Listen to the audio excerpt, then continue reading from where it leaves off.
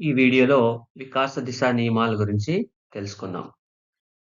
పూర్తి వివరణలతో సహా, ఎగ్జాంపుల్స్‌తో సహా.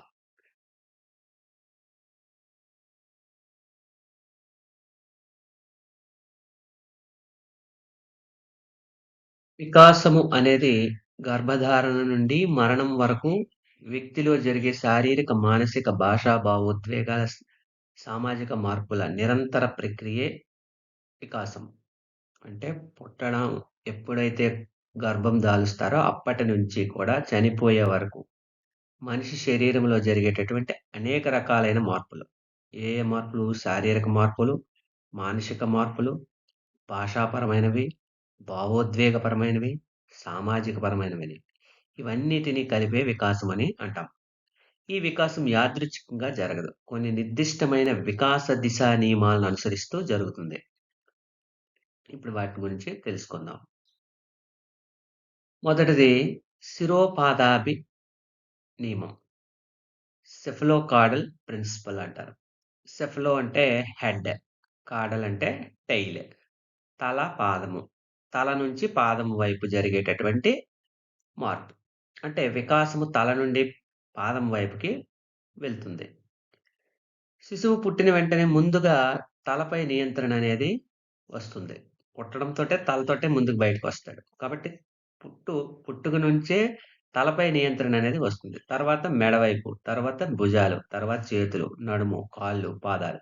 ఒక్కొక్కటి నియంత్రణ అనేది ఏర్పడుతుంది. దీన్నే శిరోపాద నియమము అని అంటాం.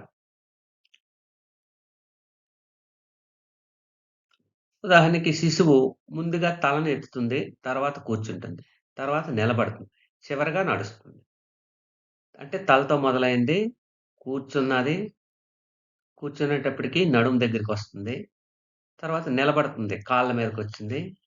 చివరగా నడుస్తుంది. టోటల్ బాడీకి మూవ్ అవుతుంది. అంటే తల నుంచి కా కాళ్ళ వైపుకి అభివృద్ధి అనేది, వికాసం అనేది జరుగుతుంది. కాబట్టి దీన్ని శిరోపాద నియమం అని అంటాం. పిల్లలపై అధిక ఒత్తిడి పెట్టకూడదు. వయస్సుకి తగ్గ పనులు మాత్రమే ఇవ్వాలి. వాకింగ్ హ్మ్. కొంతమంది పిల్లలు ఆలస్యంగా నడుస్తున్నారంటే వెంటనే భయపడాల్సిన అవసరం అయితే లేదు. సమీప దూర నియమము. ప్రాక్సిమో డిస్టల్ ప్రిన్సిపల్. ప్రాక్సిమా ప్రాక్సిమల్ అంటే శరీర మధ్య భాగం నుంచి, డిస్టల్ అంటే చివర వరకు. శరీర మధ్య భాగం నుంచి చివరి వైపుకు వెళ్ళేటటువంటి అభివృద్ధి, వికాసం. వికాసం శరీర మధ్య భాగం నుండి చివరి వైపుకి, చివరి భాగాల వైపుకి జరుగుతుంది.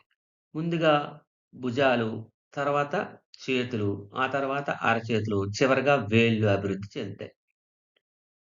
అంటే మన శరీర మధ్య భాగం నుంచి చివరి చేతులు వేళ్ళ వైపు. ఇందాకటిది పైనుంచి కిందకని చెప్పుకున్నాం. ఇది భుజాల నుంచి లెఫ్ట్, రైట్ సైడులు. చిన్న పిల్లలు మొదట చేతితో వస్తువులను పట్టుకుంటుంది. తర్వాత 2 వేళ్ళతో పెన్సిల్ పట్టుకోవడం నేర్చుకుంటుంది.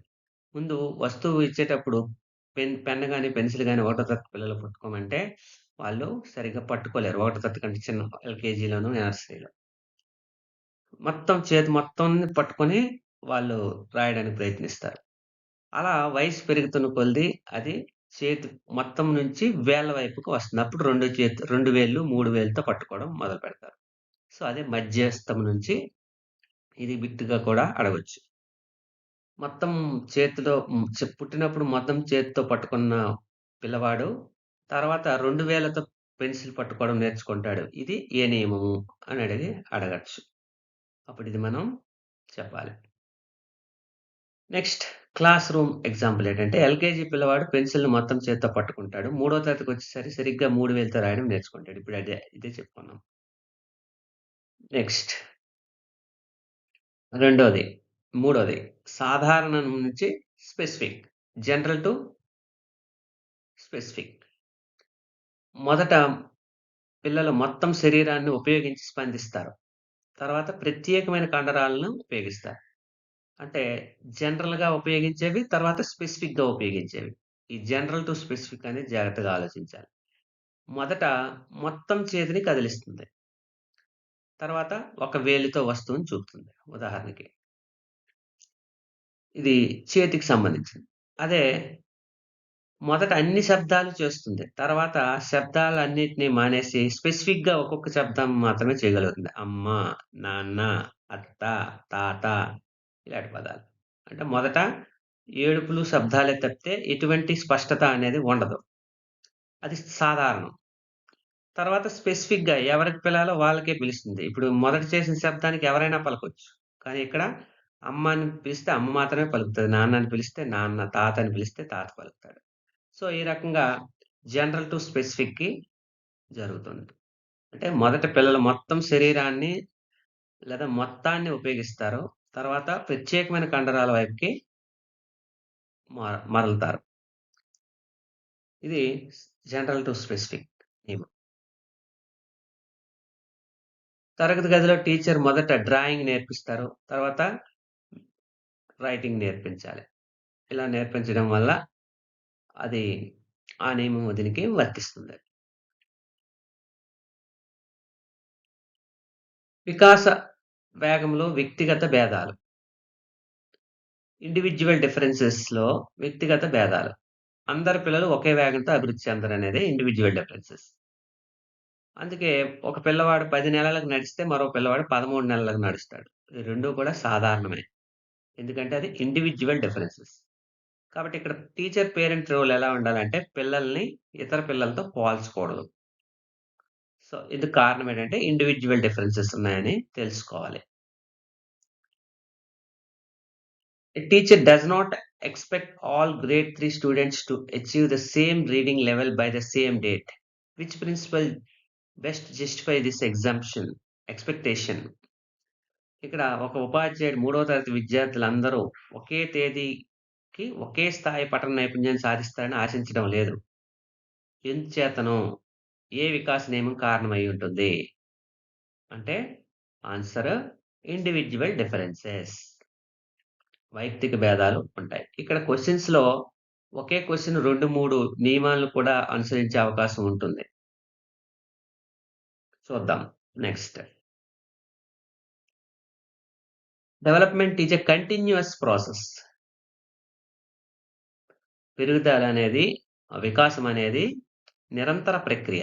పెరుగుదల అనేది కొంత స్థాయితో ఆగిపోవచ్చు. కానీ వికాసం అనేది నిరంతర ప్రక్రియ.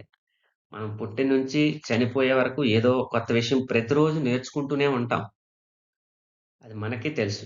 ఎవరికి వాళ్ళుగా సెల్ఫ్ ఎవాల్యుయేషన్ చేసుకుంటే, ఓహ్! ఈరోజు 40 సంవత్సరాల వయసొచ్చినా నేనింకా నేర్చుకుంటున్నానా అనే ఫీలింగ్ ఒక్కోసారి కలుగుతది. 50 సంవత్సరాలు వచ్చినా ఇంక నేను నేర్చుకుంటున్నాననే ఫీలింగ్ కలుగుతా ఉంటది. అలాగే ఈ ఇది continuous process until the death.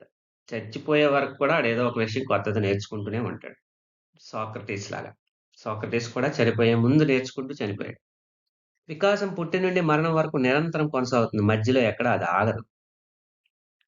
ఉదాహరణకి శారీరక వికాసం. శారీరక వికాసం జరుగుతూనే దాంతో పాటు మానసిక వికాసం పెంపొందుతుంది. మానసిక వికాసం జరుగుతూనే సమాజంలోకి వెళ్తాడు. సామాజిక వికాసం జరుగుతుంది. అలా ఈ వికాసాలన్నీ ఒక్కొక్కటి ఒకదానితో ఒకటి కలిసి క్యుములేటివ్‌గా పెరుగుతుంటాయి. అది కూడా ఒక నియమం ఉంది. Cumulative process. వృద్ధాప్యం వరకు ఇది కొనసాగుతూ ఉంటుంది. కాబట్టి వికాసం అనేది, అభివృద్ధి అనేది నిరంతర ప్రక్రియ. Development is a continuous process. వికాసం క్రమానుగత నియమాన్ని పాటిస్తుంది. ఇది ఒక సీక్వెన్షియల్ ఆర్డర్‌లో డెవలప్ అవుతుంది. అది కూడా ఇందాక దాంతో ఇది కొద్దిగా కోయిన్సైడ్ అవుతది. ముందు తల ఎత్తడము, తర్వాత కూర్చోడం. మొదట చెప్పాం కదా! శిరోపాదాభినయం. ఆ శిరోపాదాభినయమంలో ముందు తలతో ప్రారంభించి కాళ్ళ వైపుకి వెళ్తుందన్నాం. ఇక్కడ అక్కడ శరీర భాగాలను చెప్పాడు. ఇక్కడ ఆ శరీర భాగం చేసే యాక్టివిటీస్ ముందు ఎత్తడము, అది క్రమానుగతం. ఎత్తడం, తర్వాత కూర్చోవడం. అక్కడ గమనించాల్సింది శరీర భాగం కదలికను గమనించాలి. శిరోపాదాభిమానం నియమంలో. ఇక్కడ గమనించాల్సింది ఆ శరీర పాదాలు అదే పద్ధతిలో చేసే యాక్టివిటీస్‌ని క్రమానుగత నియమంగా తీసుకోవాలి. కూర్చోవడము, పాకడము, నిలబడడము, నడవడము, పరిగెత్తడం. ప్రతి దశలో ఒక నిర్దిష్ట క్రమంలోనే జరుగుతుంది. ఇది చిన్నప్పుడు. అలాగే భాషా వికాసం. భాషా వికాసానికి తీసుకున్నట్లయితే మొదట పిల్లవాడు అక్షరాలు రాయడం రాదు. ముందు అడ్డదిడ్డమైన గీతలు గీస్తాడు. తర్వాత సున్నాను చుట్టడం నేర్చుకుంటాడు. తర్వాత అక్షరం రాయగలుగుతాడు. తర్వాత అక్షరం తర్వాత ఆహ్, సరళ పదాలు రాస్తాడు. సరళ పదాల తర్వాత గుణింత పదాలు. గుణింత పదాల తర్వాత ద్విత్వాక్షరాలు, సంయుక్తాక్షరాలు, సంశ్లిష్టాక్షరాలు, పదాలు రాయడం అయిన తర్వాత వాక్యాలు, వాక్యాలు రాయడం తర్వాత ఇది ఒక క్రమాను పద్ధతిలో జరుగుతుంది కాబట్టి అలాంటి వికాసం ఇది ఏ నియమాన్ని అనుసరిస్తుంది అని అడిగితే, వికాసం క్రమానుగత నియమము అని చెప్పాలి. నెక్స్ట్ చూద్దాం. వికాసము సంచిత నియమం. Principle of cumulative development. వికాస సంచిత నియమం అంటే ఏమిటంటే, ఒకసారి అభివృద్ధి జరిగితే అది మళ్ళీ నశించిపోవడం అనేది ఉండదు. దానికి కొత్తది యాడ్ అవుతది తప్పితే, ఆ ముందు నేర్చుకునేది పోయేది అవకాశం ఉండదు. ఉదాహరణకి ఒక పిల్లవాడు చిన్నప్పుడు 5 అడుగులు పొడవు చిన్నప్పుడు 2 అడుగులు, 1 ఫీట్ పొడవుంటాడు. ఒక 2 ఇయర్స్ అయ్యేసరికి 2 ఫీట్, 1 ½ ఫీట్, 2 ఫీట్ పెరుగుతాడు. మరొక 2 ఇయర్స్ పోయేసరికి 4 ఫీట్ పెరుగుతాడు. మరి పెరిగేటప్పుడు ఈ 2 ఫీట్ మొదటిది పోలేదు కదా! అంటే అది క్యుములేటివ్ అలాగే ఉంది. కొత్తది యాడ్ అయింది. అలా అర్థం చేసుకోవడం కోసం ఆహ్, పొడవుతో చెప్పాను. ఇప్పుడదే వికాసంలోకొచ్చేసరికి అది గ్రోత్ అది. వికాసంలోకొచ్చేసరికి ముందు అక్షరాలు నేర్చుకుంటాడు. ఆలు, ఏబీసీడీలు. వాడు నేర్చుకొని చదవడం వచ్చేసరికి అక్షరాలు మర్చిపోడు కదా! సో, అక్షరాలు నేర్చుకోవడం అనేది అలాగే ఉంటుంది. ఆ పదాలు అలాగే వస్తాయి. గుణింతాలు అలాగే వస్తాయి. చివరికి చదివేసరికి ఈ ముందుది దాంతో పాటు ఒక్కొక్కటి యాడ్ అవుతూ ఉంటుంది. This is called cumulative process. Cumulative principle అంటాం. ఇక్కడ చూద్దాం. అంటే ప్రతి కొత్త వికాస దశ ముందుగా ఏర్పడిన వికాసంపై ఆధారపడి ఉంటుంది. ఒక దశలో పొందిన అనుభవాలు, నైపుణ్యాలు, జ్ఞానము తదుపరి దశలకు పునాదిగా పనిచేస్తాయి. అది. ముందు నేర్చుకున్నది ఇప్పుడు ఇందాక చెప్పినటువంటి అక్షరాలు. అక్షరాలే నెక్స్ట్ నేర్చుకోబోయే పేరాకి పునాదిగా నిలబడతాయి. Development is a cumulative in nature. Each stage of development builds upon the achievement of the previous stage. ఇది ఇంగ్లీష్ మీడియం వాళ్ళకి వివరణ. పిల్లల వికాసం ఒక్కసారిగా జరగదు. చిన్న చిన్న మార్పులు, అనుభవాలు, అభ్యసన క్రమం కలిగిస్తూ వ్యక్తి సమగ్ర వికాసానికి దారితీస్తుంది. కంప్లీట్‌గా అప్పుడు ఇలా ఒక్కొక్కటి యాడ్ అయ్యి ఫైనల్‌గా సమగ్రమైన వ్యక్తిత్వము వికాసానికి అది దారితీస్తుంది. ఇక్కడ మనం ఇందాక చెప్పాం. అక్షరాలు నేర్చుకోకుండా పదాలు చదవలేరు. పదాలు తెలియకుండా వాక్యాలు చదవలేరు. అంటే దీనికి ఇది ఆధారం, దీనికి ఇది ఆధారం. వాక్యాల అర్థం తెలియకుండా పారాగ్రాఫ్ అర్థం చేసుకోలేరు. అంటే ప్రతి దశ ఒకదాని మీద ఒకటి ఆధారపడి ఫైనల్‌గా పునాదనేది ఈ ముందు దశ అనేది తర్వాత దశకి పునాదిగా మారుతూ ఉంటుంది. ఇది అలాంటి నేమే క్యుములేటివ్ డెవలప్‌మెంట్ అని అంటాం. మనం అప్లికేషన్ క్వెషన్స్ వచ్చేటప్పుడు ఈ కాన్సెప్ట్ అర్థం చేసుకోగలిగితే ఈజీగా అప్లికేషన్ చేయగలుగుతాం. కొన్ని 2, 3 నియమాలకి ఒకటే ఆహ్, ఒకేలా అనిపిస్తూ ఉంటాయి. దాన్ని డి డిస్క్రిమినేషన్ చేయడం తెలుసుకోవాలి. తరగతి గదిలో ప్రాముఖ్యత. భాషా వికాసానికి సంబంధించి భాషా వికాసంలో శబ్దాలు ముందు నేర్చుతాడు. తర్వాత అక్షరాలు, తర్వాత పదాలు, వాక్యాలు, పారాగ్రాఫ్, వ్యాస రచన. ఇది ఒక పద్ధతి పాటిస్తుంది. సో, ఇదే నియమం అని అడగొచ్చు. క్యుములేటివ్ నియమం. గణితంకి సంబంధించి సంఖ్యలు నేరుస్తాడు. తర్వాత కూడికలు, తీసివేతలు, గుణకారాలు, భాగాహారాలు, ఫైనల్‌గా బీజగణితం. ఇలా చేయగలుగుతున్నాడు. ఇది కూడా క్యుములేటివ్. ఒక దాని మీద ఇది నేర్చుకుంటే ఇదొస్తది. ఇది నేర్చుకుంటే అలా ఒకదానితో ఒకటి లింకప్ అయి టోటల్‌గా నేర్చుకోగలుగుతాడు. శారీరక వికాసం. తల నిలబెట్టడం, కూర్చోవడం, పాకడం, నిలబడడం, నడవడం, పరిగెత్తడం. ఇలా ఉపాధ్యాయుడు సులభం నుంచి క్లిష్టానికి బోధించాలి. ముందు బేసిక్స్, ఫౌండేషన్స్ ఏస్తే ఆ తర్వాత పైనున్నది వస్తుంటది. ముందుగా నేర్చుకున్న అంశాలను పునశ్చరణ చేస్తూ కొత్త అంశాలను అందుకే బోధిస్తాం.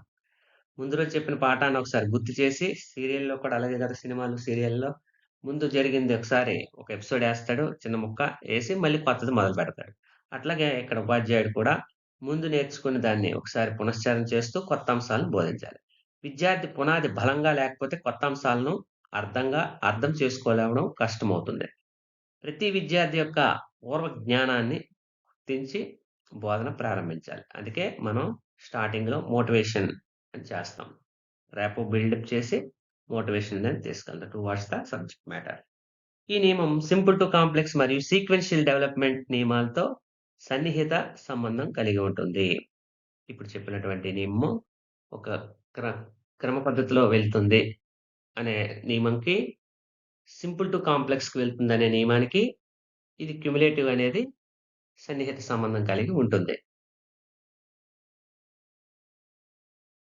ఎగ్జామ్ పాయింట్ ఆఫ్ వ్యూలో కొన్ని క్వెషన్స్ చూద్దాం. నేటి అభ్యాసమే రేపటి వికాసానికి పునాది అనేది ఏ నియమం? అంటే క్యుములేటివ్ నియమం అని చెప్పాలి. అంటే ఈరోజు బేస్ ఇది. దాని మీద నిలబడింది పునాదిది. నేటి అభ్యసనమే రేపటి వికాసానికి పునాది. ఈ వికాసం అనేది పై బిల్డింగ్. అభ్యసనం అనేది నేటి అభ్యసనం అనేది పునాది. ఒక్కో మెట్టు ఎక్కితేనే పై అంతస్తుకు చేరుకోగలం. అలాగే ఒక్కో వికాస దశ తర్వాత దశకి పునాదవుతుంది. ఇది కూడా క్యుములేటివ్‌నే సూచిస్తుంది. ప్రతి కొత్త వికాస దశ ముందు వికాస దశపై ఆధారపడి ఉంటుందనే భావన సూచించే నియమం ఏది? అంటే వికాస సంచిత నియమము. Okay. Right. Exam point of వ్యూలో మరికొన్ని questions. A teacher begins teaching paragraph writing only after students have mastered letters, words and sentences. Which law of the development is applied here? అంటే ఇక్కడ ఉపాధ్యాయుడు విద్యార్థుల అక్షరాలు, పదాలు, వాక్యాలు నేర్చుకున్న తర్వాత మాత్రమే పారాగ్రాఫ్ రాయడం బోధించాడు. ఇది ఏ నియమము? ఇప్పుడు చెప్పిన నియమమే క్యుములేటివ్ డెవలప్‌మెంట్. ఒకదానికొకటి బేస్ అవుతూ వెళ్తుంది. కాబట్టి ఇది క్యుములేటివ్ డెవలప్‌మెంట్ నియమం అని అంటాం. A child first learns to identify numbers, then performs addition, and later solve word problems. Which principle explains this sequence? విద్యార్థి మొదట సంఖ్యలను గుర్తించి తర్వాత కూడికలు నేర్చుకొని చివరికి సమస్యల్ని పరిష్కరిస్తున్నాడు. ఇది ఏ నియమం? మొదట సంఖ్యలను గుర్తించడము. ఈ గుర్తించడం అనేది కూడికలకి బేస్ అవుతుంది. కూడికలు నేర్చుకొని ప్రాబ్లమ్ సాల్వ్ చేశాడు. సో, ఈ ప్రాబ్లమ్ సాల్వింగ్‌కి కూడిక అనేది బేస్ అవుతుంది. ఈ 2 కూడా ఒకదానికొకటి యాడ్ అయ్యేవి. ఫైనల్‌గా ఇది ఏ నియమం చేస్తుందంటే క్యుములేటివ్ డెవలప్‌మెంట్. సంచిత నియమము. While planning lessons, a teacher always connects the new topic with students' previous knowledge. పూర్వ జ్ఞానాన్ని పరిశీలిస్తూ కొత్త పాఠాన్ని స్టార్ట్ చేస్తున్నాడు. Which development principal is reflected? అంటే ఇదే నియమం. క్యుములేటివ్ నియమం.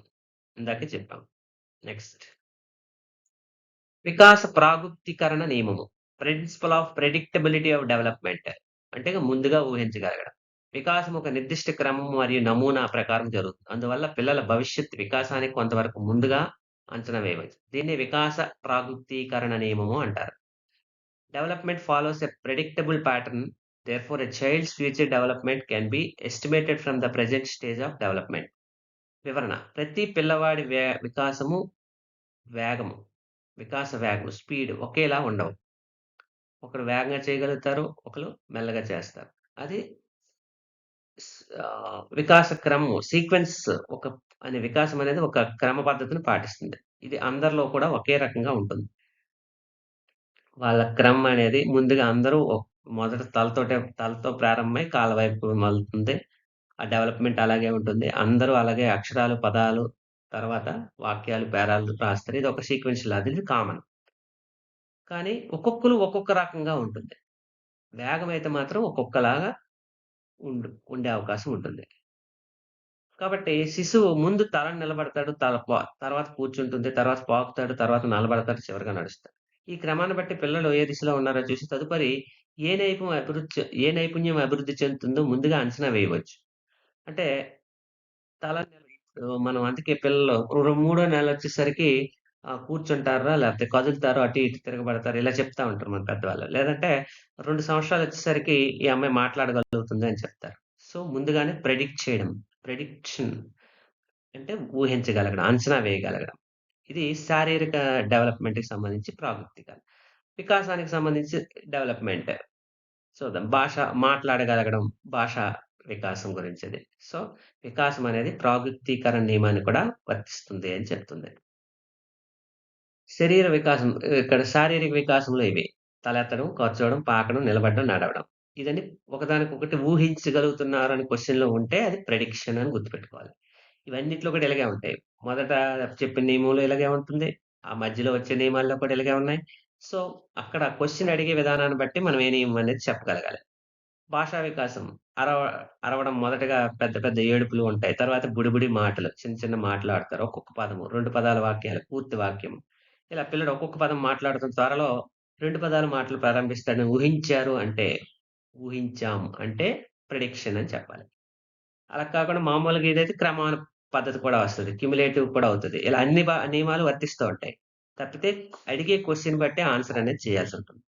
విద్యా వికాసం అక్షరాలు, పదాలు, వాక్యాలు, పారాగ్రాఫ్, పాఠం చదువు. ఇవి కూడా ఇంతకుముందు దీంట్లోనే వచ్చాయి. సో, ఇవన్నీ కూడా ఇక్కడ వాక్యాలు చదవగలుగుతాడని అంచనా వేయడం. అంచనా వేస్తున్నాడు అని వచ్చినప్పుడు మాత్రమే ప్రిడిక్షన్ అని పెట్టాలి. లేదంటే అది మా ఆన్సర్ ఇంకో దానికి మారిపోతుంది. ఇంకో నియమంలో పెట్టాల్సుంటుంది. వికాసం ఒక నిర్దిష్ట నమూనా ప్రకారం జరుగుతుంది. వికాస క్రమాన్ని బట్టి భవిష్యత్ వికాసాన్ని కొంతవరకు అంచనా వేయవచ్చు. ఇది. వికాసం అందరిలో దాదాపు ఒకేలా ఉంటుంది. కానీ వికాస వేగం వ్యక్తికి, వ్యక్తికి భిన్నంగా ఉంటుంది. ఈ వ్యక్తికి, వ్యక్తికి భిన్నంగా ఉందంటే వైయక్తిక భేదాలు పాటిస్తుంది. వైయక్తిక భేదాల నియమం. అంచనా వేస్తున్నాడంటే ప్రిడిక్షన్ నియమం. క్రమ పద్ధతిలో సాగుతుందంటే నిర్దిష్ట నమూనా నియమం. శిరోపాదనేమో సమీప దూరస్థనేమో వికాస నియమాలతో ఇది సంబంధం కలిగి ఉంటుంది.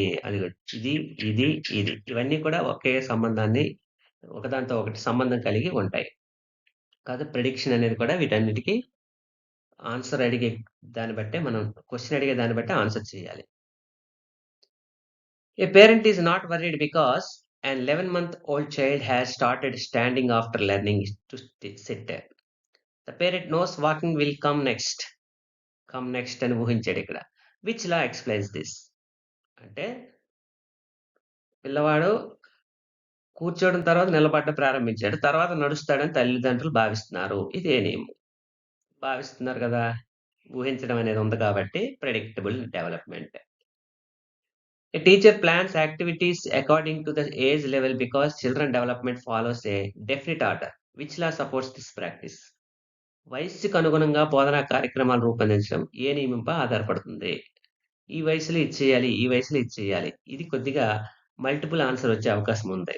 వయస్సుకి అనుగుణంగా బోధనా కార్యక్రమాలు రూపొందిస్తున్నాడు. అయితే క్రమానుగత పద్ధతి అవ్వచ్చు. కానీ ఇందులో అది లేదు. అన్‌ఈవెన్ రేట్ అవ్వచ్చు. ప్రెడిక్టబుల్ అనేది దీని ఆన్సర్ ఇక్కడ. తప్పితే రూపొందించబడుతుంది. ఏ నియమంపై రూపొందిస్తాడు అన్నాడు. అంటే ప్రిడిక్షన్ అనేదొస్తుంది. ఆ రూపొందిస్తున్నాడు అనే ప్రిడిక్షన్ ఊహించడం అనేది వచ్చింది కాబట్టి ప్రెడిక్టబుల్ డెవలప్‌మెంట్. ఇది అన్నీ కూడా ఒకలాగే అనిపిస్తుంటాయి. వికాసంలో వేగ భేదాల నియమం. Uneven different rates of development. Principle of developmental rate. ఒకదానికొకటి మారుతాయి. వ్యక్తి వికాసం జీవితంలో అన్ని దశల్లో ఒకే వేగంతో జరగదు. కొన్ని దశల్లో వికాసం చాలా వేగముగాను, మరికొన్ని దశల్లో నెమ్మదిగా జరుగుతుంది. గర్భస్థ దశ మరియు శైశవ దశలో శారీరక వేగం చాలా వేగంగా ఉంటుంది. బాల్య దశలో వికాసం కొంత, పెరుగుదల కొంత తగ్గుతుంది. వికాసం కొంత మందగిస్తుంది. యవనారంభ దశలో మళ్ళీ వేగం అందుకుంటుంది. అది శారీరక వికాసం. వయోజన దశలో వేగం తగ్గుతుంది. సో, ఇది వివిధ దశల్లో వివిధ రకాలుగా ఉంటుంది అనేది చెప్తుంది నియమం ఇది. 2 సంవత్సరాల్లో వేగంగా ఎదుగుతారు. 6-10కి నెమ్మదిస్తుంది. 12-16లో మళ్ళీ వేగంగా ఎదుగుతారు. అన్ని విద్యార్థులు నుండి ఒకే స్థాయి ప్రదర్శనను ఆశించకూడదు. వికాసము, వయస్సు బట్టి బోధన మూల్యాంకనం చేయాలి. వికాసం వేగంలో ఉన్న సహజ భేదాలను ఉపాధ్యాయుడు గుర్తించాలి. సో, ఇక్కడ వైయక్తిక భేద నియమం కూడా దీనికి అన్నట్టు అనిపిస్తుంటది. కానీ ఇక్కడ ఏ వయసులో ఎలా మారుతుందనే దాన్ని బట్టి ఆన్సర్ చేయాలి ఇక్కడ క్వెషన్‌కి. A teacher avoids comprising students because each child develops at a different pace. Which principle supports this decision? విద్యార్థి వికాసం వేర్వేరు వేగాలతో జరుగుతుందని భావించి ఉపాధ్యాయుడు పోలికలు చేయడం లేదు. ఇది ఏ నియమం? అతనికి తెలుసు. వేర్వేరు విద్యార్థి వికాసము వేర్వేరు వేగంతో జరుగుతుంది అని ఇచ్చాడు కాబట్టి ఇది మనం అన్‌ఈవెన్ రేట్ ఆఫ్ డెవలప్‌మెంట్ అని పెట్టాలి. ఇక్కడ ఈ వేర్వేరు వేగాలు లేకుండా విద్యార్థి వికాసం వేర్వేరుగా జరుగుతుంది. కాబట్టి పోలిక చేయడం లేదన్నాడంటే అది ఇండివిడ్యువల్ డిఫరెన్సెస్ పెట్టాలి. ఇక్కడ వికాసము వేర్వేరు తో పాటు వేగం కూడా ఇచ్చాడు కాబట్టి అన్‌ఈవెన్ రేట్ ఆఫ్ డెవలప్‌మెంట్ అని పెట్టాలి. సో, ఇందులో అది లేదు. ఇక్కడ ఆన్సర్‌లో ఇదే ఉంది కాబట్టి ఇదే అవుతుంది. During adolescence, students suddenly show rapid physical growth. Which development law explains this? క్లియర్‌గా ఉంది. రాపిడ్ ఫిజికల్ గ్రోత్ అనేది అడాలసెంట్ ఏజ్‌లో జరుగుతది కాబట్టి ఇది ఖచ్చితంగా అన్‌ఈవెన్ రేట్ ఆఫ్ డెవలప్‌మెంట్. ఆ తర్వాత మరి తగ్గిపోతుంది కదా! వేగం. ఇక్కడ వికాస వేగము అనొచ్చిందంటే అన్‌ఈవెన్ రేట్ ఆఫ్ డెవలప్‌మెంట్ అని పెట్టేయాలి. సమైక్య నియమం principle of integration of development. వికాసం సమైక్య నియమం ప్రకారం పిల్లల వికాసంలో మొదట శరీరంలోని భాగాలు విడివిడిగా పనిచేస్తాయి. తర్వాత అవన్నీ పరస్పర సమన్వయంతో పనిచేస్తాయి. అంటే ముందు ఒక్కొక్కటి పనిచేసి ఓవరాల్‌గా బాడీ అంతా పనిచేయడమే సమైక్య నియమం. అంటే భాషలోనైనా ఏ వికాసంలోనైనా అదే. ముందు ఒక్కొక్కటిగా పనిచేసి తర్వాత మొత్తంగా దాన్ని ఉపయోగించగలగడం. Development processes from separate and isolated movements to integrate and coordinate activities. ప్రారంభంలో పిల్లల కదలికలు అసమమ అసామాన్యంగా అన్‌కోఆర్డినేటెడ్‌గా ఉంటాయి. అసమన్వయముగా, సమన్వయం లేకుండా ఉంటాయి. శరీర భాగాలపై నియంత్రణ పెరిగే కొద్దీ అన్ని భాగాలు కలిపి ఒక సమన్వయంతో పనిచేస్తాయి. అందుకే మనం చిన్నప్పుడు మనం బొమ్మలు గీయమంటే అంత బాగా వాళ్ళు గీయలేరు. త్రిభుజం గీయమన్నా సరే వంకర టింకరగా గీస్తారు. అది కొద్దిగా పెరిగే కొద్దీ సమన్వయంగా గీయగలుగుతారు. సో, విడివిడి చర్యలు ముందు లైన్ గీయమంటే లైన్ గీయడం నేర్చుకున్న తర్వాత త్రిభుజం గీయగలుగుతారు. అంటే ముందు విడివిడి చర్యలు లైన్‌లు గీయడం నేర్పిస్తే తర్వాత సమన్వయంతో కూడిన త్రిభుజం అనేది ఏర్పడుతుంది. ఇది వికాస సమైక్య నియమం. ఉదాహరణకి మొదట కాళ్ళు సరిగ్గా కదలవు. చేతులు, కాళ్ళు కదలికలో సమన్వయం ఉండదు. తర్వాత చేతులు, కాళ్ళు, శరీరం అన్నీ కలిపి సమన్వయంతో నడుస్తాయి. అలాగే మొదట పిల్లవాడు పెన్సిల్ సరిగ్గా పట్టుకోలేడు. చేతులు కదలికలు సమన్వయంగా ఉంటుంది. అసమన్యం అసమన్వయంగా ఉంటుంది. సమన్వయం లేకుండా ఉంటుంది. కాళ్ళు, చేతులు, వేళ్ళు కలిసి సమన్వయంతో అందంగా రాయగలుగుతాడు తర్వాత. ముందు బంతి పట్టుకోవడం బంతిని సరిగ్గా పట్టుకోలేక ఇలాగ విసిరేస్తుంటాడు. ఆ తర్వాత బంతి పట్టుకొని క్రికెట్ ఆడే స్థాయికి ఎదుగుతాడు. ఇక్కడ కళ్ళతో బంతిని గమనిస్తూ చేతులతో సరైన సమయంలో పట్టుకుంటాడు. ఐ హ్యాండ్ కోఆర్డినేషన్ అనేది రావాలి. సో, అన్నిట్లో కూడా ఇదే. ఐ హ్యాండ్ కోఆర్డినేషనే కాదు. ఐ హ్యాండ్ కోఆర్డినేషన్, కాళ్ళు, చేతుల coordination, hand and I coordination, hand and leg coordination. So, ఇలా అన్నిటి సమన్వయంతో జరిగేదే సమైక్య నియమం. కంటి, చేతి సమన్వయాన్ని పెంచే కార్యకలాపాలు నిర్వహించాలి. ఉదాహరణకి చిత్రలేఖనము, రంగులు వేయడము, కత్తెరతో కాగితాలు కట్ చేయడము, బాక్స్ అమర్చడము, బంతి ఆటలు. అందుకే మనం ఆటలు ఆడించాలి. ఈ సమన్వయం పెంపొందించడానికి. సూక్ష్మ కండరాలు, స్థూల కండరాల అభివృద్ధికి అవకాశం కల్పించాలి. A child begins speaking words only after producing sounds and babbling. Which principle best explains this? శిశువు మొదట శబ్దాలు చేసి తర్వాత పదాలు మాట్లాడడం ప్రారంభించాడు. ఇది ఏ నియమము? శబ్దాలు చేసి తర్వాత పదాలు మాట్లాడడం నియమించాడు. ఇది కూడా క్రమానుగత నియమము అని అయ్యే అవకాశం ఉంటది. కానీ ఇక్కడ మనకి అన్‌ఈవెన్ రేట్ వేగం అనే పదం ఎక్కడ కనబడలేదు. శబ్దాలు చేసి తర్వాత పదాలు మాట్లాడాడు. ఊహించడం అనే పదం కూడా లేదు. ప్రెడిక్ట్ కాదు. సమైక్య నియమము. ఇదే సమైక్య నియమము. శబ్దాలు చేసి క్యుములేటివ్ నియమం. శబ్దాలు చేసి తర్వాత పదాలు మాట్లాడడం ప్రారంభించాడు. ఇది క్యుములేటివ్ నియమం కూడా అయ్యే అవకాశం ఉంది. సో, ఇది కన్‌ఫ్యూజన్. మల్టిపుల్ ఆన్సర్స్ అనేవి ఇవ్వకూడదు ఆప్షన్స్‌లో. శిశువు మొదట శబ్దాలు చేసి తర్వాత పదాలు మాట్లాడడం ప్రారంభించాడు. ఇది ఏ నియమము? అంటే శబ్దాలు తర్వాత పదాలకి సమన్వయం చేశాడు. అక్షరాలన్నిటిని సమన్వయం చేసుకొని పదాలు మాట్లాడాడు. కాబట్టి సమైక్య నియమం అని పెట్టాలిక్కడ. సంచిత నియమం అంటే క్యుములేటివ్ నియమము. ఇక్కడ శబ్దం నుంచి మధ్యలో ఒక బేస్ ఒకదానికొకటి ఆధారం అనేటట్టుగా ఇక్కడ ఇవ్వలేదు క్వెషన్‌లో. కాబట్టి ఆన్సర్ సమైక్య నియమం అనే right. A school organizes sports to improve students' physical fitness, teamwork, confidence, and cumulative communication skills together. Which development law is reflected? పాఠశాల క్రీడల ద్వారా శారీరక దృఢత్వము, జట్టు భావన, ఆత్మవిశ్వాసము, సంభాషణ నైపుణ్యాలు ఒకేసారి పెంచుతుంది. ఇది ఏ నియమము? ఇక్కడ అన్ని రకాలు బోలెడు రకాలు ఇచ్చాడు అంటే అది అన్ని కలిపి ఒకదానితో తీసుకొస్తున్నాడంటే అది క్యుములేటివ్ కాదు. ఇంటిగ్రేటెడ్ డెవలప్‌మెంట్ సమైక్య నియమము. దృఢత్వము, జట్టు భావన, శారీరక దృఢత్వం, ఫిజికల్ స్ట్రెంగ్త్, కోఆర్డినేషన్, సోషల్‌గా మూవ్ అవ్వడం, సెల్ఫ్ కాన్ఫిడెన్స్, సంభాషణ ఇవి విడివిడిగా ఉన్నాయి. ఇవన్నీ కలిపి పెంచుతుంది కాబట్టి క్రీడల ద్వారా ఇది integrated development. A teacher includes music, arts, games and academics in timetable to ensure overall development of children. ఇక్కడ ఓవరాల్ అని పేరులోనే ఉంది. కాబట్టి సమైక్యం. Which lot supports this approach. సమాన ప్రాధాన్యం ఇస్తున్నాడు అన్నిటికి కూడా పాఠశాల టైమ్ టేబుల్‌లో. అంటే అన్నిటి సమన్వయం ఉంటేనే వస్తది కాబట్టి డెవలప్‌మెంట్, ఇంటిగ్రేటెడ్ డెవలప్‌మెంట్ అని పెట్టాలి. A physical healthy child actively participates in class discussions, make friends easily, and performs well in studies. Which principle best explains this? ఆరోగ్యంగా ఉన్న బాలుడు తరగతి గదిలో చురుగ్గా పాల్గొంటూ స్నేహితులను సంపాదిస్తున్నాడు. ఫ్రెండ్స్ పెంచుకుంటున్నాడు. చదువులో కూడా బాగా రాణిస్తున్నాడు. అంటే అన్ని రంగాల్లోనూ ఉన్నాడు అంటే అది ఇంటిగ్రేటెడ్ డెవలప్‌మెంట్. ఇక్కడ క్వెషన్‌లోనే ఆన్సర్ ఉంటది. ఇది గుర్తుపెట్టుకోవాలి. ఈ ఈ చాప్టర్‌లో మాత్రం క్వెషన్‌లోనే ఆన్సర్స్ దొరికిపోతాయి. అది మనం కరెక్ట్‌గా ఆలోచిస్తేనే ఆన్సర్ దొరుకుతది. ఏ పాటి అటు ఇటుగా ఆలోచించినా పోయే అవకాశం ఉంటది. ఇక్కడ మొత్తం అన్నీ ఒకే దగ్గర. వికాస నియమము ముఖ్య భావం. శిరోపాదానం తల నుండి పాదాల వైపు. సమీప దూర నియమము శరీర మధ్య భాగం నుండి చివరి భాగాల వైపుకి. వికాస సంచిత నియమము. ప్రతి వికాసం ముందటి వికాసంపై ఆధారపడుతుంది. ఈ ఈ భావాలు మీరు గుర్తుపెట్టుకోగలిగితే ఆన్సర్ ఈజీ చేయగలుగుతారు. వికాస ప్రాగుప్తీకరణ నియమం. ప్రస్తుత వికాసాన్ని బట్టి భవిష్యత్ వికాసం అంచనా వేయడం. ప్రాగుప్తీకరణ. అంచనా అనే పదం గుర్తుపెట్టుకోవాలి. వికాసంలో వేగ భేదాల నియమం. అన్ని దశల్లో వికాసం ఒకే వేగము అనే పదం గుర్తుపెట్టుకోవాలి. జరగదు. వికాస సమైక్య నియమం. విడివిడిగా జరిగే చర్యలు సమన్వయంతో కూడిన చర్యలుగా మారతాయి. ఇది సమైక్య నియమం.